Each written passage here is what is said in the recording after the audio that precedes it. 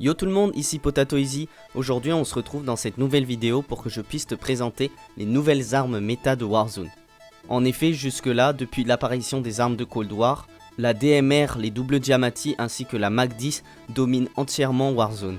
Ces trois armes ultra cheatées ont en effet pas pu laisser leur place à d'autres armes potentiellement fortes. Mais maintenant qu'elles ont enfin été nerfs, nous allons pouvoir voir ensemble quelles sont les armes qui pourront potentiellement devenir la méta et que je vous conseille de tester dès à présent.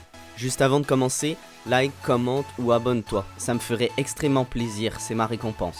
Alors, t'es prêt? C'est parti!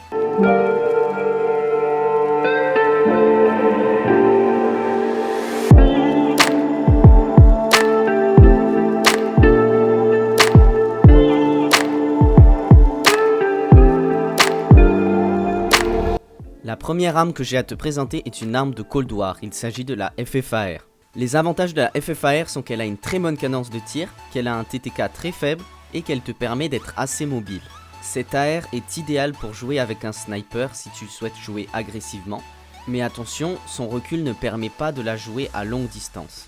Voici la classe que j'utilise lorsque je joue la FFAR. Premièrement, je mets sur la bouche le silencieux Agency, qui te permet non seulement de ne pas apparaître sur la map lorsque tu tires, mais aussi d'augmenter un petit peu la portée des dégâts. Comme canon, j'utilise le corps expéditionnaire 19.5 pouces, qui te permet d'augmenter les dégâts, la portée des dégâts ainsi que la vitesse des balles. Cependant, tu peux aussi tester le canon Ranger 21.2 qui va seulement augmenter la vitesse des balles, mais qui provoquera un moindre recul vertical et horizontal que le premier canon. L'accessoire le plus important que tu dois mettre, c'est la poignée bruiser. Contrairement à ce qu'il y a indiqué, la poignée bruiser n'augmente pas seulement ta vitesse au corps à corps, elle te permet de mieux contrôler le recul plus que toutes les autres poignées. Ceci est un bug lié aux accessoires des armes de Cold War. Alors si tu veux avoir un meilleur contrôle du recul, mets la poignée bruiser, c'est très important. Ensuite, mets le dernier chargeur qui est celui qui contient 50 cartouches que tu peux recharger rapidement.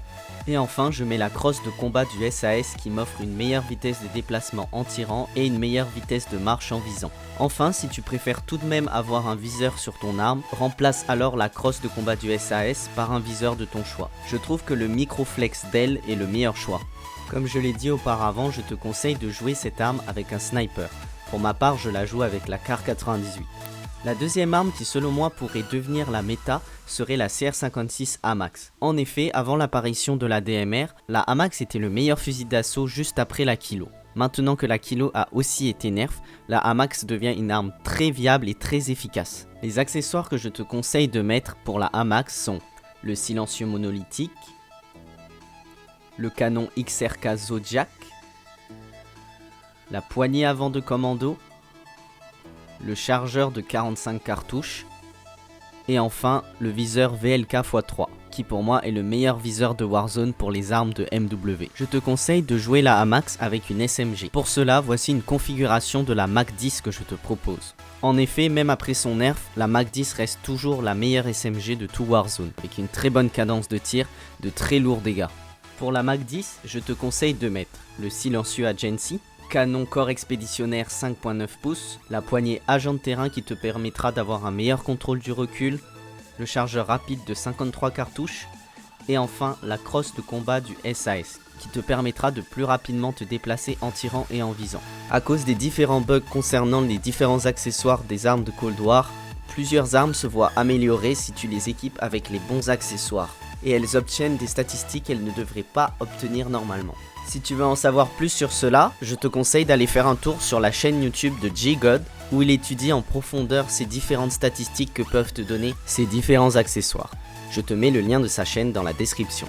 Cependant pour moi, les armes que je t'ai données juste avant restent quand même les armes les plus fortes à utiliser en ce moment. Les armes que présente J-God sont des armes viables, mais pas vraiment des armes méta, c'est-à-dire les plus fortes.